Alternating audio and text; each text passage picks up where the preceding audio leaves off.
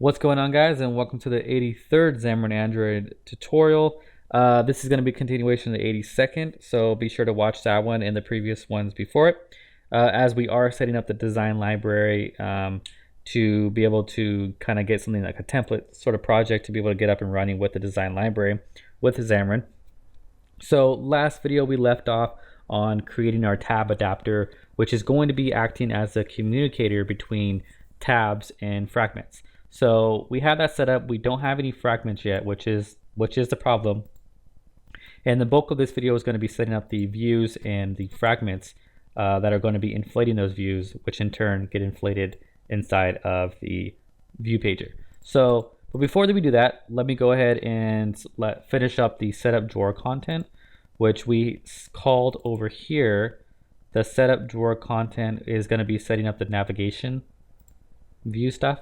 And it's actually pretty simple. We pass in a navigation view, and all we want to do is create a listener that gets called when a user clicks on any item inside of the navigation view. And it takes two parameters, a sender and event args that gets passed in. And then all we need to do is say, okay, whatever item is selected, we want to set check to true. And what that does, guys, is when they select it, it will then turn purple. So we can see that when it's selected, it's now purple. And in our case, or whatever color your primary is, it'll turn that color. And that is all done for us. Get that in there. And then the next thing we want to do is simply just close the drawer, because the user has selected something, so we know it's safe to close the drawers. And we'll do close drawers just in case there's multiple. But in our case, there's only one. Because remember, it doesn't do that for you. You actually have to programmatically put that in. And that'll give it that functionality there. So that's pretty simple to set up. And now it is set up, let's go ahead and override one more method. And it's probably very familiar to you at this point if you've been doing a lot of Android stuff. It is the on option item selected. And this gets called whenever a item inside of the action bar, which is our toolbar, is called. And that's the only thing that's going to be in here is going to be the hamburger icon. So when it opens up, remember what we want to do is we want to open up the drawer, so the user doesn't have to actually hit the slide.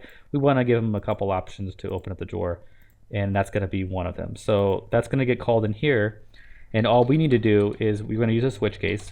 What we need to do is check to see what item is selected. Okay, so and we want to handle that appropriately. So we can check to see if the item that was selected was the home button, and we can do ID home : and if it was the home button, which is the hamburger button, we want to open the drawer, and we need to use a gravity flag, and we want to use gravity flags .left. And the reason why we're doing left, guys, is because it is a left drawer. And we want to return true, that tells Android that it has been handled appropriately. The default case for anything else that we haven't yet implemented, we want to simply just return the base method. Okay, so let's go ahead and bring that up here.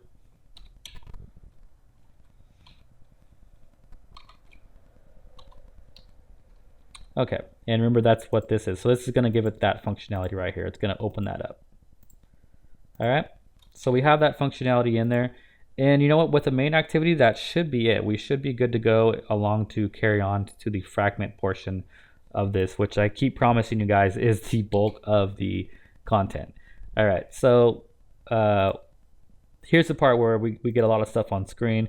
A lot of this stuff has been boilerplate, things that we've done before probably, and we just want to get something kind of working and established. But this is where we get the fun stuff going. So let's go ahead and make a view, a layout for every fragment that we have, and we are going to have 3. So let's go ahead and make 3 AXML files, and we'll name them appropriately: fragment AXML1 or fragment1.axml. And to speed things up, we can do a Control-C, Control-V, and Control-C, Control-V. And then we can just go ahead and rename these things to 2, And then we'll rename this to 3. Okay. So now that we have that, let's go ahead and get our fragment set up. And the first one's going to be pretty simple. Literally all it's going to be is a recycler view. And the recycler view resides in the v7 widget namespace. And I'll just go ahead and paste that in because I know that we've done this before. And all a recycler view is this it's, if you're familiar with the list view, it's an upgraded, more modern list view, and it handles things a lot better, and it's just a better way to use collection type structures. So I recommend using it. If you haven't, I do have some videos on it that go a little more into detail, but it's not too bad to set up. All you need is an adapter, and this is one part. You need the view portion, and we want it to match parent, so we want it to take up the entire space of its parent, which its parent is this portion here, which is the view pager part. All right, guys. Okay, so that being said, let's go ahead and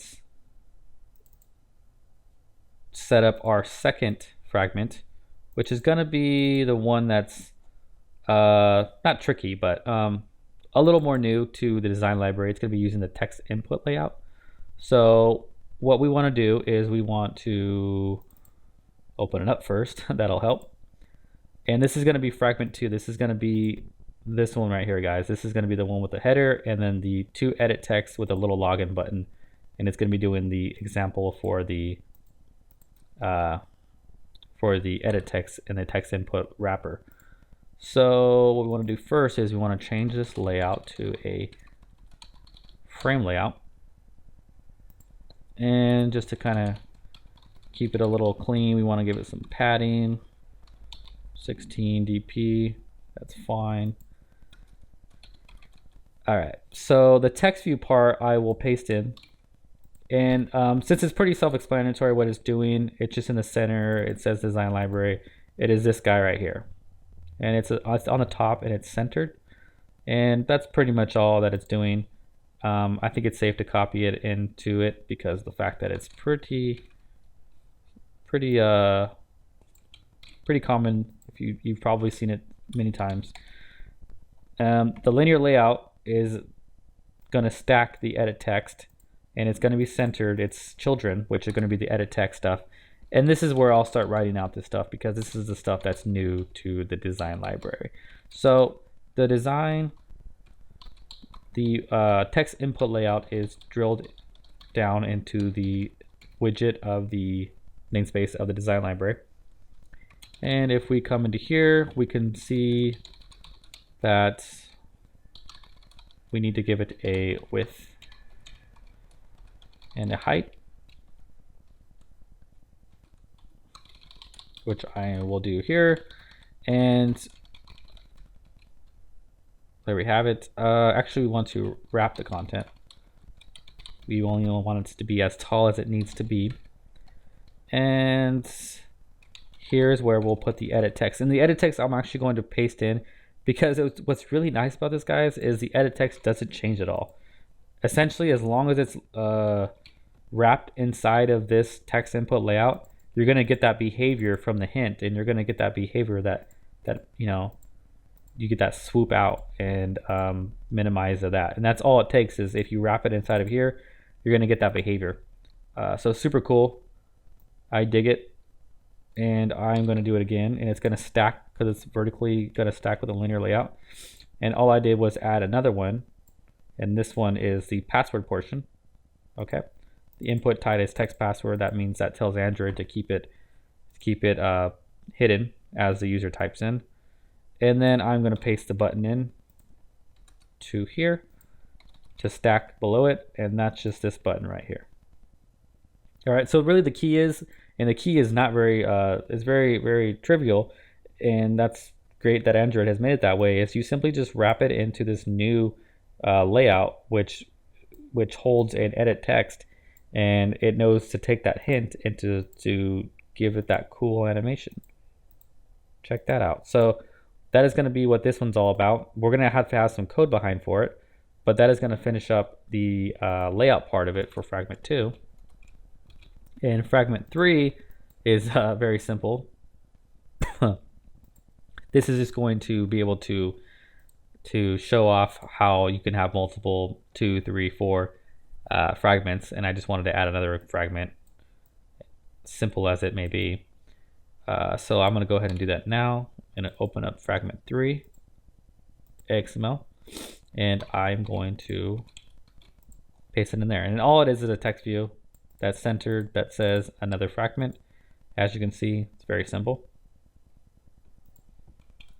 All right, so now that we have our views for our fragments, what we're going to be doing is we're going to have our classes that actually inflate the views. And let's go ahead and do that here. Do a new item. And we'll do fragment. And I guess we'll call it that, fragment 1.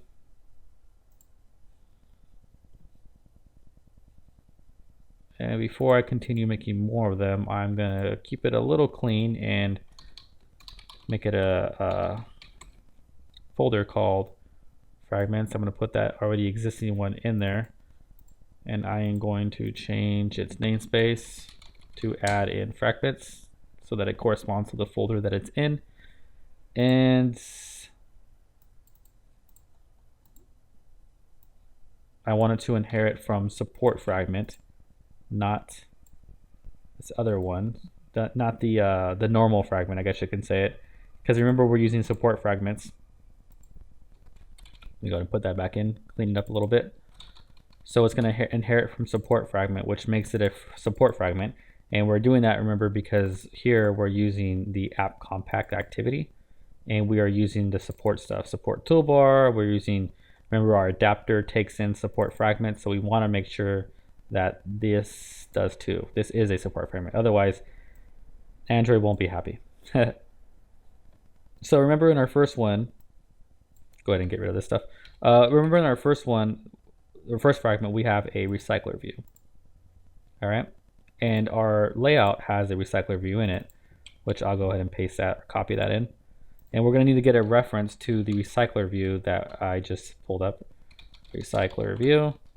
Control dot will bring that in, and what we want to do is we want to use the inflator that's passed in on the onCreateView method. Very handy. And we want to do layout, and we want to inflate fragment 1 container false as recycler view. Okay, so this is going to bring in remember the root of the file is in fact a recycler view, because that's all there is, and that's all we need. So that'll work just fine.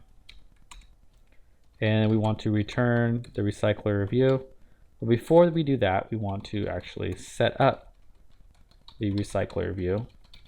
So I'm going to create a method called just in fact that control dot that will generate for me, and I will start setting that up. So what I'm going to do is I'm going to make a I'm going to get a random set of values, because this is these lists, these values are totally random. There's nothing that's logical about them. It's just randomly generating them. So that's what I'm going to do now. So if you guys want to do something that's a little more sophisticated, I do recommend that. But just to get something like an example across, I think this is going to work just fine. So before I do that, I'm going to do get random sublist. So it's going to get a random sublist from the images that we have supplied. So remember we have these images right here, cheese 1, cheese 2, and all these images right here. So what we're going to do is we're going to get a random value of those. So literally what we're going to do is, this really isn't too much to design library, so I'm not going to go over it too much. You don't really have to worry about this too much, but I will go over a little bit of it. So I'm going to make a folder called, just to kind of keep things clean, I'm going to make a folder called helpers, and inside of it I'm going to make a class that's going to just kind of do stuff for me. No UI or anything to it, of course. Call it cheeses. And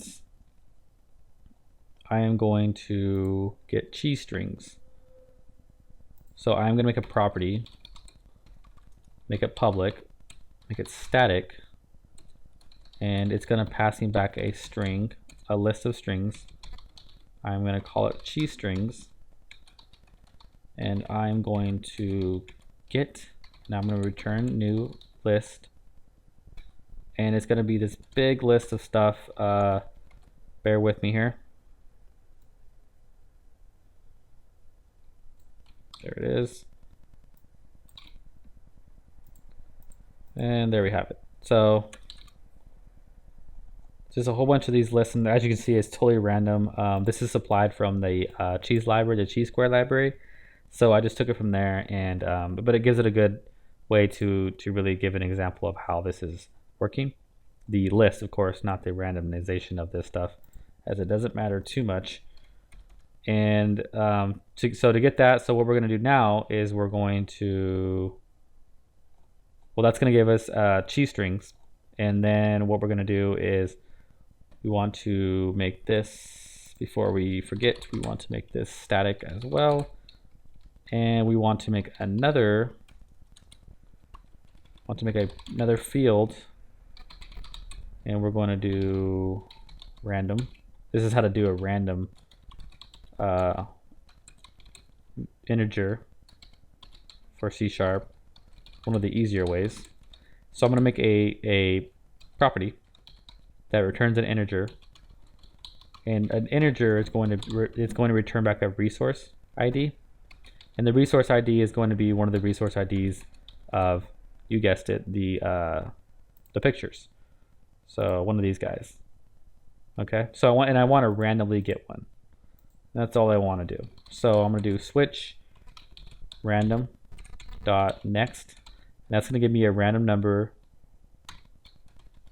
from 0 to 4.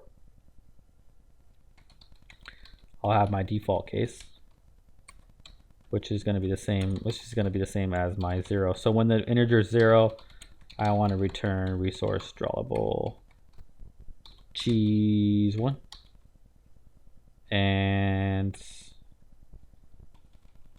when it is 1, I want to return resource drawable cheese 2. And I'm going to bring in the rest. So you kind of get the idea of what I'm doing here. I'm just bringing in some random stuff based on the random number that I generated. So that's all that's doing. And this was bringing back a huge list of strings. That's doing that's really all it's doing. It's not really doing much. It's giving back a data structure. So now that I have that, I can come into here and I can do, let's see, I can call the get random sublist, which is going to be another method right here. Let's go ahead and make that. And all this is going to be doing is utilizing the helper class that we just made. So get random sub list, and that takes in a string. Keeps doing that. It's because I need to import it. So that takes in a string of items and a amount, and all it does is return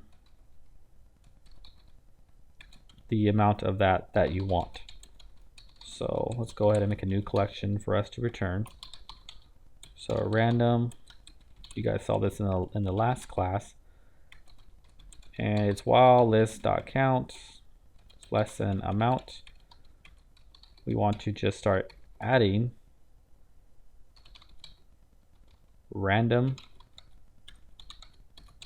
values, and that'll be done like so. Okay, so I mean, like, this is, like I said, I don't want you guys to really spend too much time on this. If you want to, feel free, but it's really not a part of the actual design library, but just an easy way to kind of get it going. So this is going to be,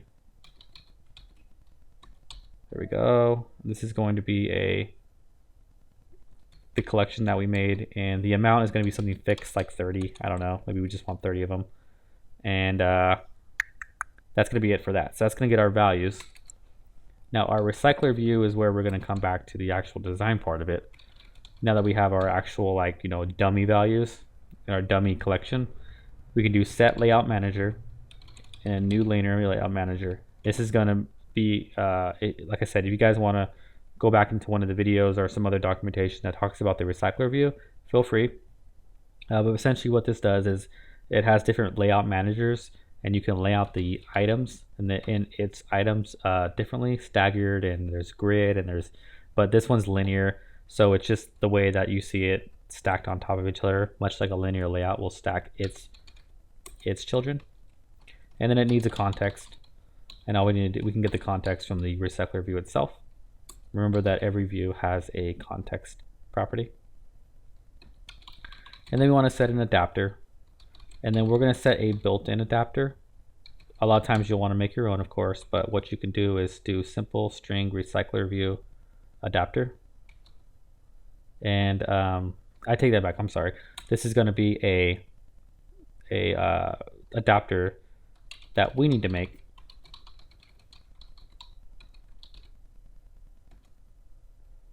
And once again, we'll pass in the context, the values, which is the actual values of the ones that we generated, the 30 that we generated. And then the resources, which you'll see why we need that in a second. And then we'll generate the class. But then it generated in here, I don't want to generate it there. Sorry about that, guys.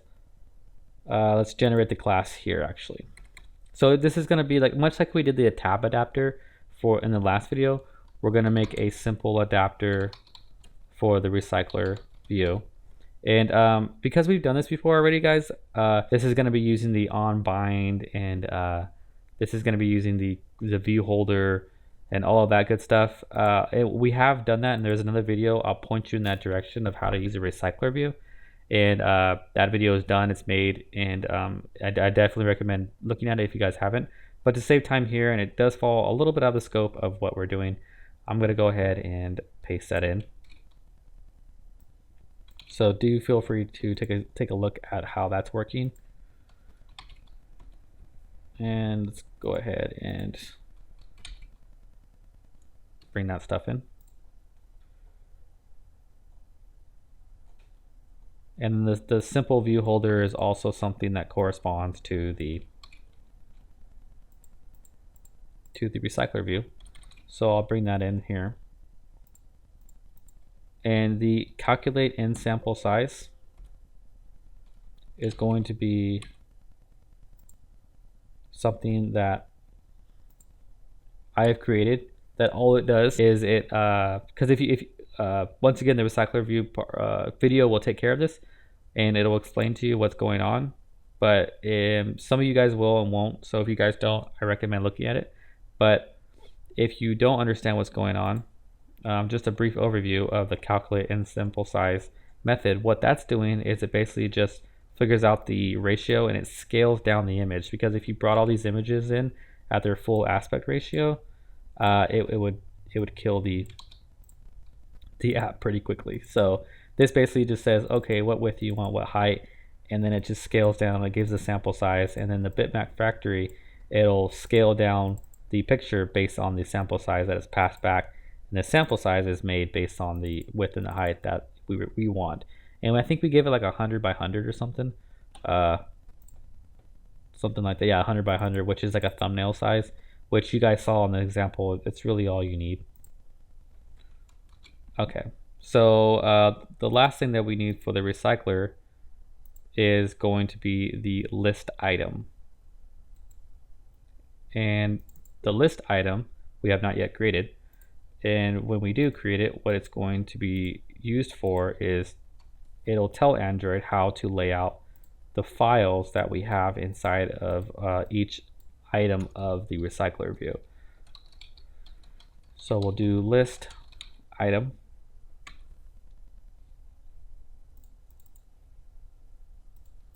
And I will go ahead and I'll bring that in here. And this is where we're using that circle image view library. And all that does is this. It's just a circle image view, which is this, and then it's a text view. So notice that the linear layout is, the orientation of it is horizontal, so from left to right of an image view and a text view, and that just tells Android that's how it's supposed to be laid out. We could stack them if we wanted to. We could do a lot of different things, but you know, this is how we want to do it in this one. But you guys can always feel free to change it to your own liking. Okay, so it needs to bring in some other namespaces. I'm just going to go ahead and bring those in now.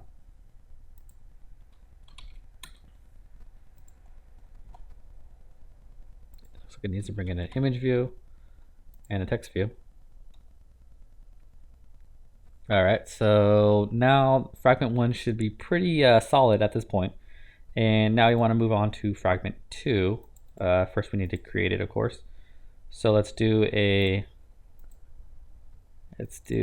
Let's go in and do here, and we will do a new item, new fragment. Fragment 2 seems appropriate. And we'll do the same thing for fragment 3. And let's go into fragment 1 to grab some code from it. Remember that we want these to be a support fragment. Let's go ahead and clean up the usings on this. Over to here, and let's do this. And while we're at it, let's go ahead and do the same thing for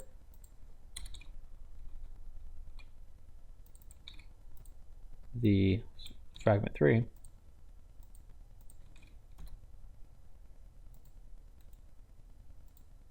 Okay, so now that we have this, let's go ahead and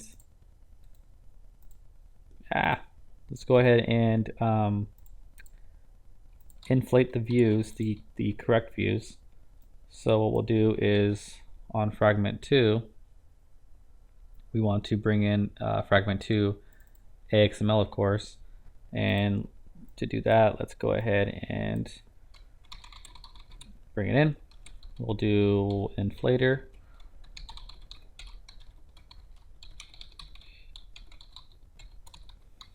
And we'll bring in the fragment 2 AXML file, and we'll return that.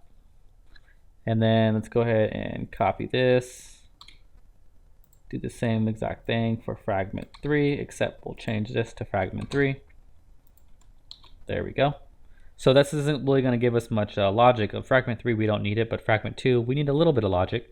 So let's go ahead and bring that in. Remember that fragment 2 is this right here. So it's bringing in this stuff. And notice that we have this checking to see whether the password is right or wrong. If it is, then, which I think I have it hard set to something just to give you an example, it'll give you this nice text right here. So what we want to do in fragment 2 is we want to, remember fragment 2 is the one where we have the text input layout. I'll show you how this looks again. So you want to get references to this stuff right here. Okay, so let's go ahead and go back to fragment 2 and bring in, I don't know, we'll call it that button, we'll call it button login, find view by ID,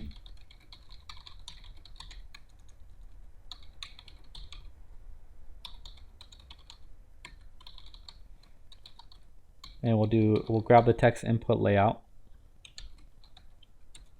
And the way we do that is we want to first get a reference of it. And the way we do that is doing it the old-fashioned way. Text input layout. And we've named it text input layout password. So this is for the password. And then we want to get the password. And then the way we do that is we use the password wrapper.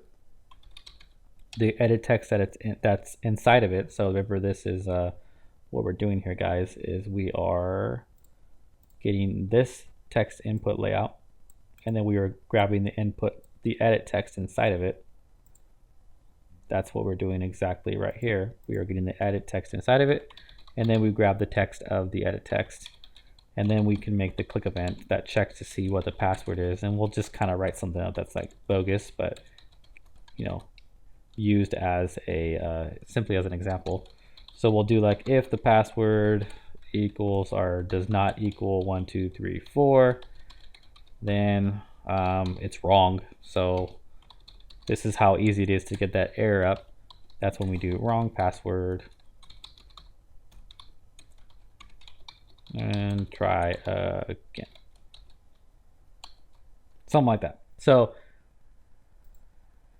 that's what this is doing right here. Okay, guys, so pretty simple, and that's where that comes from right there. And that's all the logic that we have up there, but it gives us a good example of what the EditTexts and the new text input layout is all about. All right, so now that we have that, we have all three fragments, we are ready to go. We are ready to put this into our tab adapter that we, our view pager, and our adapter that we created in the last video. So the way we do that is we simply just need to create an instance of each fragment and give it its appropriate name. So new fragment 1. And if we want to name it something, we can name it whatever. Doesn't matter, but let's name it something appropriate. So we'll do fragment 1. And then this will be new fragment 2. Fragment 2. And this is going to be new fragment 3. So we're literally just putting the fragment inside of the adapter. Get rid of that. And there you have it. So let's go ahead and run this, guys, and what we should expect to see is all the fragments that are laid out into the tabs and all the functionality that we put into it hopefully working properly. So let's go ahead and build it and run it. All right, so it looks like we are getting the functionality we want. It looks like this is a little messed up, and I believe I know why, but in the next video we'll go ahead and fix that. A little bit of a cosmetic issue. So we'll see why that is doing what it's doing in a way it's not exactly lined up perfectly, but we're gonna go ahead and fix that in the next example, video. So, but look at how we are getting a nice scroll. We are getting a collapsible toolbar. We are getting the functionality of it coming out. It does close when we select it. It highlights the selection of it. That's looking great. Let's go into our fragment 2. It looks like if we are getting the text input layout, the hint that flows in. If we put a password in, that's not 1 2 3 4. We are in fact getting the error message that comes with it. So this is ideal for like a login page. We are getting the snack bar. So we are getting the snack bar. We don't have an action yet because we haven't put one in. Remember, it's commented out, but we will put that in the next video. But we are getting it to a display, and it looks good to me. And the fragment 3 is now just the, remember there's no logic here, there's simply just a text view that's showing this, but it's just something to give it to give you an example of another layout that's another fragment. So it looks looking like it's pretty good to me. So the only thing that we need to do is we need to fix this, what's going on here, the alignment's off, and what we need to do is we're going to add in, if we go back into the example app, looking like it's pretty close now. We just need to add in this activity, which is going to give us an example of a bottom sheet, which is the newest feature of, as of right now, of this video of the support library. All right, guys, so that's going to be it for this video. In the next video, we're going to wrap this up, and we're going to, like I said, we're going to take a look at that little error that we have going on, and we're going to see what's causing that, and we're going to look into making a bottom sheet. And that'll be what wraps up the design library for this series. Thanks, guys.